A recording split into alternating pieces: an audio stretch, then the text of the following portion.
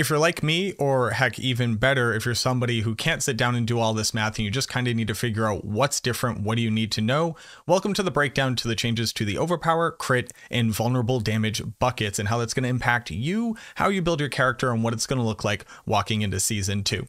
And I'm going to be completely honest with you up front, you're losing a ton of damage. Now, it's not all doom and gloom, there's a lot of balances in here, and the numbers are going to look a little bit stark, but once you have a better understanding of what it looks like, it actually means that we basically need to build every single character completely different. Oh, ignore that for Overpower though. I think Overpower is just absolutely nutty in Season 2, and any build that can successfully overpower even like 50% of the time is going to absolutely destroy this game. But I'll explain that as well. I have everything that you're going to need to fully understand this. Let's go ahead and dive into it.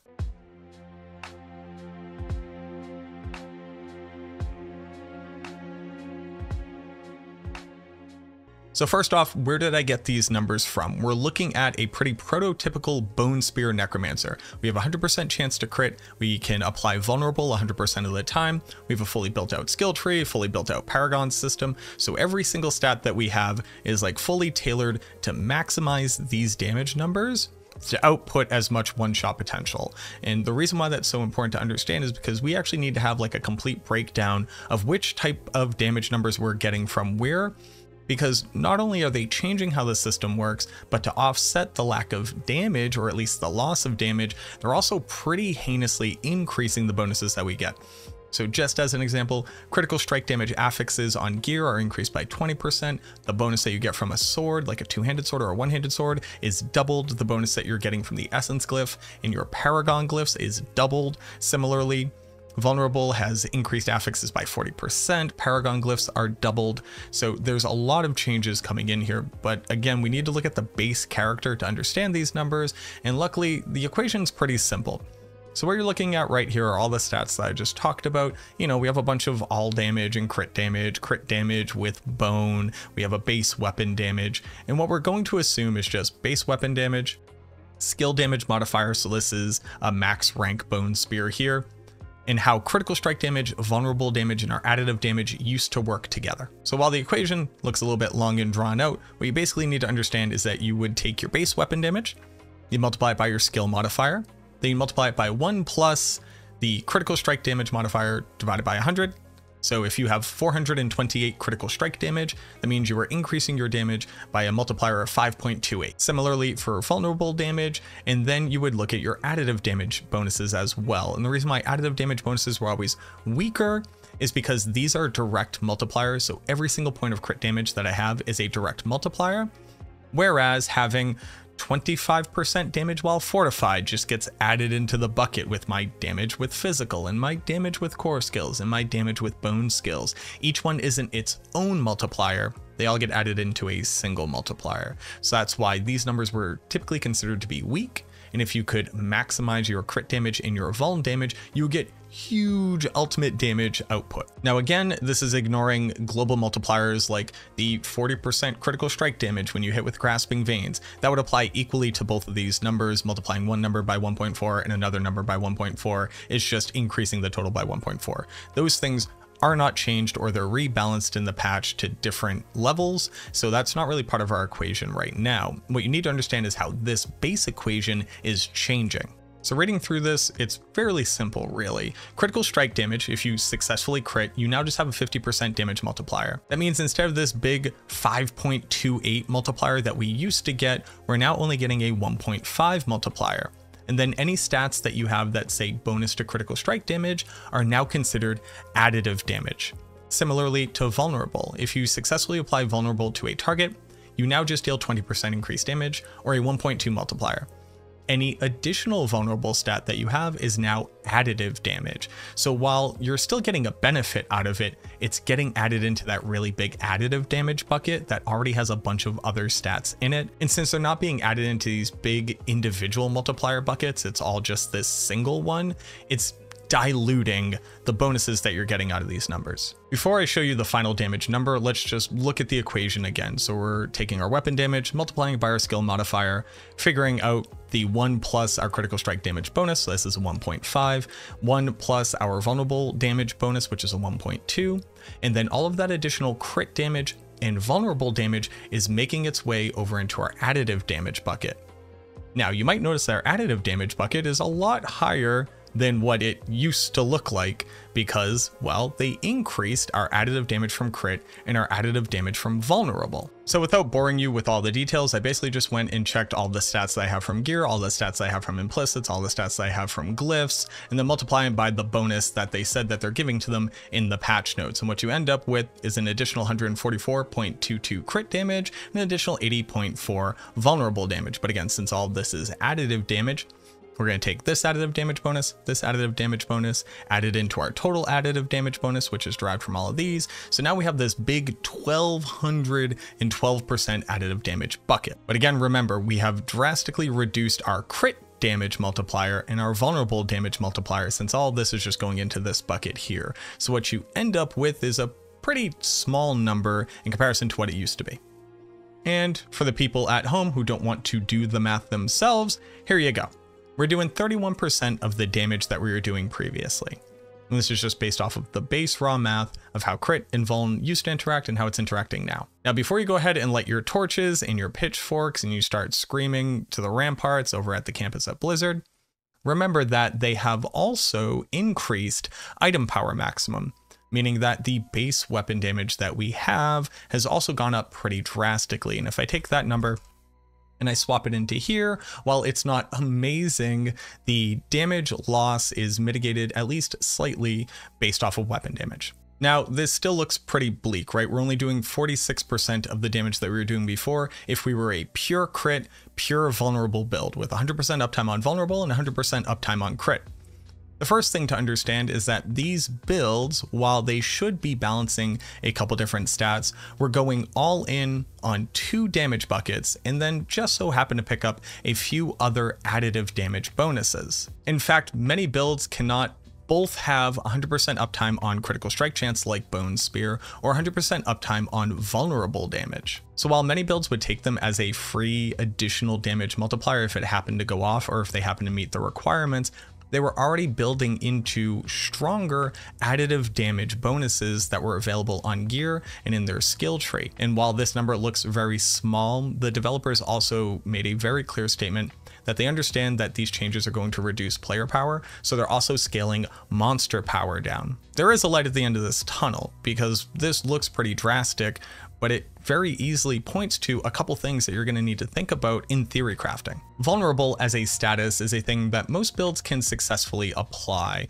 and whereas previously you effectively didn't do damage if the monster wasn't vulnerable, now, without investing any stats into vulnerable at all, you can just gain a free 1.2 multiplier.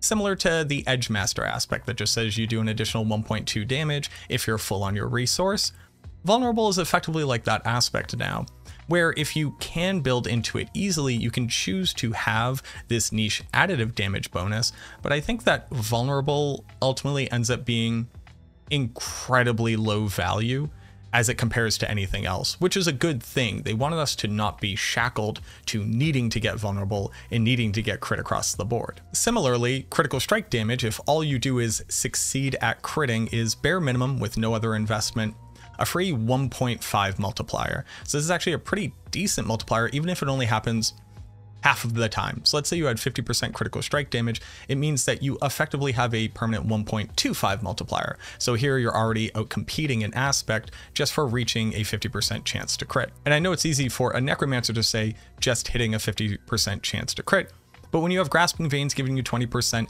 you have Bone Storm giving you an additional 20% and just having the base amount of additional crit chance that you would get from Dexterity and a couple skill points or even just a couple different affixes on your gear, it's pretty easy to tap into this damage bucket without needing to fully invest in it. And now that both vulnerable and critical strike damage are actually just niche additive damage bonuses, because they were always so strong, you can actually take a look at other damage bonuses that you can have up all of the time, meaning you gain the benefit of it every single time that you cast a spell as opposed to some percentage of the time. So most builds right here can now just run physical damage in this slot, or if they get critical strike damage and they have enough crit, they can still use that until they get a physical damage slot. Your ring is no longer completely garbage if it doesn't have the 4 stats that you need. They've drastically increased the total number of stats that can be on a ring that can be good, and this is similar across any other piece of gear that has damage on it. Even just use an example of damage versus close or damage versus distant. If you take the math, the percentage increase that critical strike damage now goes up to with the changes that they've made. What used to be a total additive bonus of 26.2 now maxes out at 31.44. And the difference between here is 83% effectiveness. It means that if you can reach 84% chance to crit, then crit damage is better than additive damage. So if you are below that, you should effectively ignore the crit damage. But let's look at this number 31.44 again. If we go back to our character planner and we look at damage to close, you can reach out a maximum of 35.3. That means that this affix right here is more valuable than critical strike damage, unless you are a 100% chance to crit build. And if you are a melee barbarian, you know you are always going to be close to the target.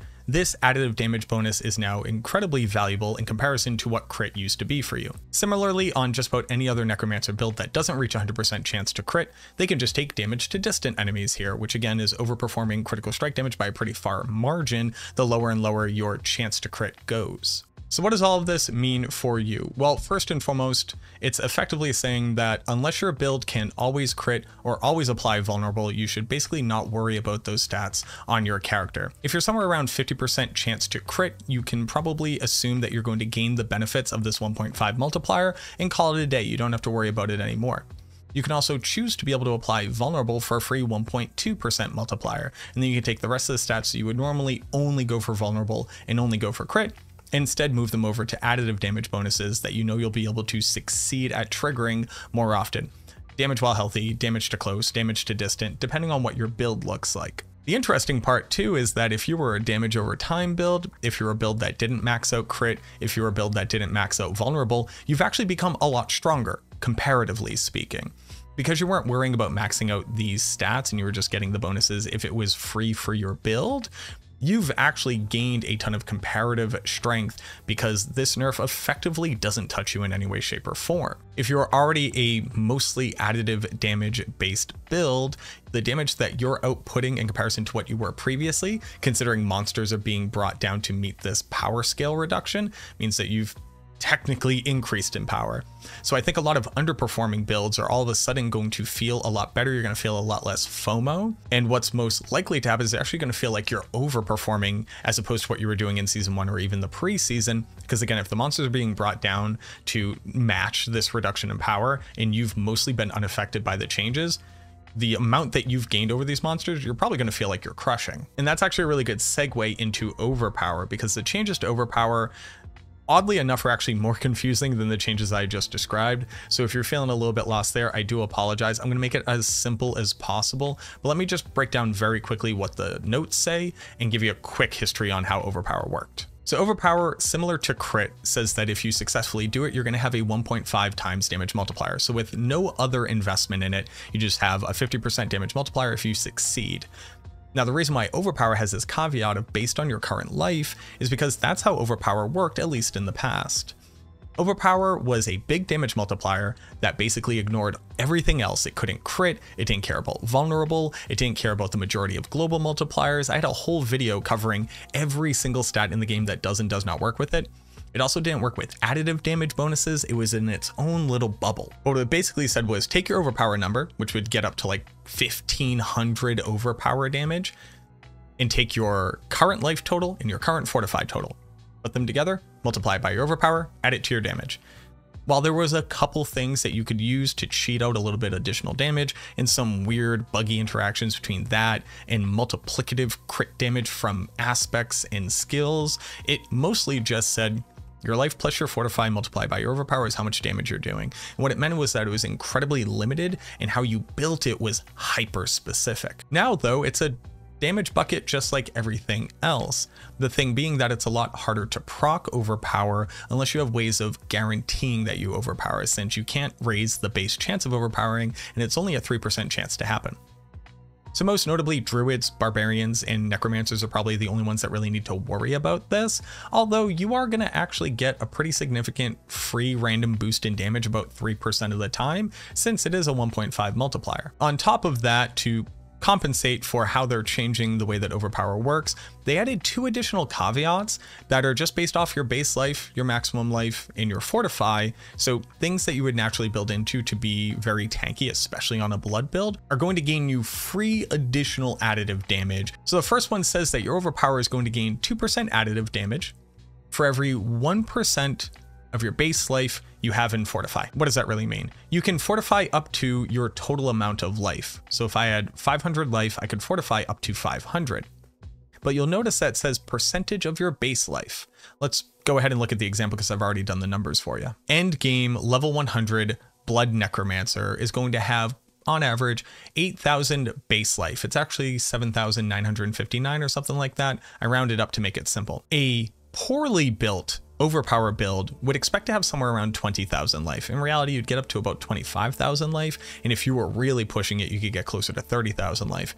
But let's just say for the sake of argument, we only have 20,000 life. If I gain 2% additive damage per 1% of my base life that I have in Fortify, to do the math, you need to figure out how many percentages of your base life you have when your maximum life is larger than your base life. So the way that calculation looks, you take the 2% of the additive bonus right here, you multiply that by your maximum life divided by your base life. So how many total base life amounts of Fortify do you have when your maximum life is larger? And then we multiply by 100 to get to the percentage damage increase. And what you get is 500 additive bonus damage for having 12,000 more maximum life than our base life. So that's a lot of hoopla, but it basically just says that for free, without doing anything else other than building the character correctly, even on a low power version of it, we're getting 500 additive damage, which is pretty nice. The second part is a little bit trickier, but it's actually not that bad to understand either. We're going to gain 2 more additive damage for every 1% of our base life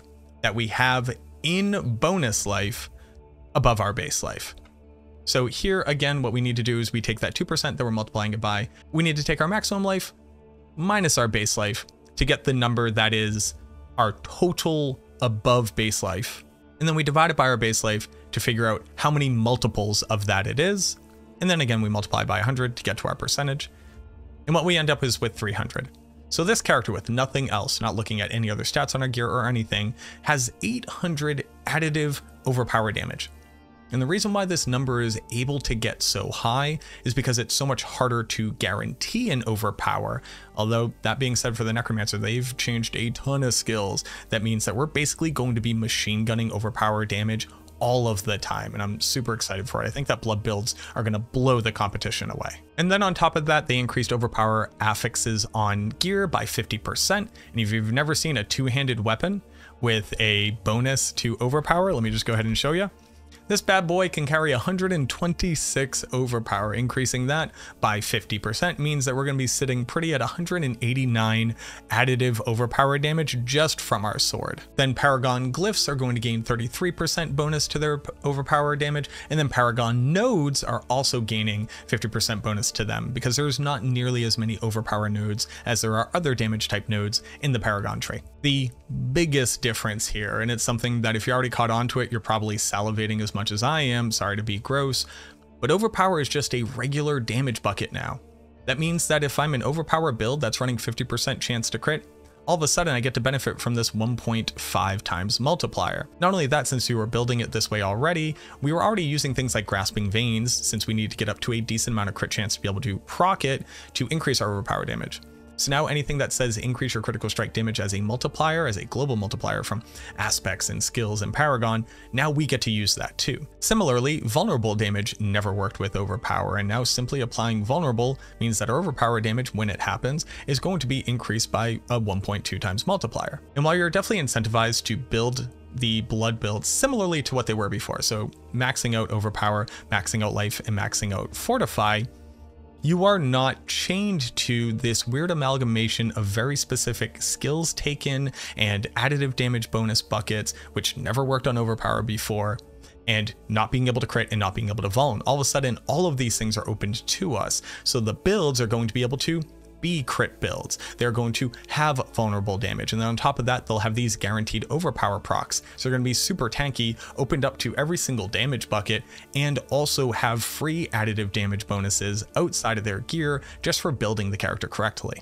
So in conclusion, yes, a lot of builds that were incredibly strong before have really been shrunk down to size. Similarly, a lot of builds that underperformed previously are going to look a lot better in comparison, and also got a lot of new tools and toys, which are going to be covered across a bunch of different videos once everybody gets all their theory crafting done, etc. And then lastly, Overpower isn't this wildly archaic, completely unintuitive, and ridiculous to explain mechanism in the game.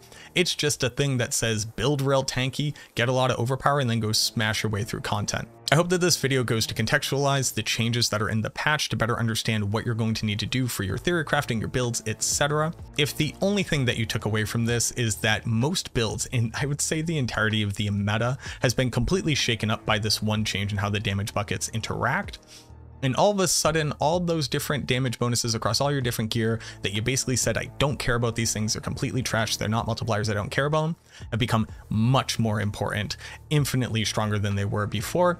And all of a sudden, you're going to start seeing some really interesting niche applications of, do I think I'm close all the time? Do I think I'm distant? Do I need to worry about this damage type versus this damage type? What kind of effects am I getting? What multipliers do I need to look for to actually get the damage that I need for my build? I'm incredibly excited walking into season 2. I could not have guessed that they were going to shake up the meta to this degree, but I'm incredibly happy that they did. Please sound off down in the comments if either I've left something out and missing something obvious that you think I should cover, didn't explain something well enough, or at the very least, how you feel about this. What do you think walking into season 2? Are you excited for the fact that the meta is completely shaken up? Were you kind of just hoping that we were going to get quality of life and be able to keep playing as you normally would? I'd love to hear from you. As always, thank you so much for watching this video. If you made it this far, consider subscribing to the channel, throwing a like on the video, and again, just commenting down below. It would mean the world to me. Diablo 4 is in a really good place right now, and I'm incredibly excited for season 2. So if we could just kind of get my stuff back up into the algorithm now that people are going to be coming back on board, it would super help me. But again, thank you so much. I truly hope that this helps, and I look forward to seeing you in the next video.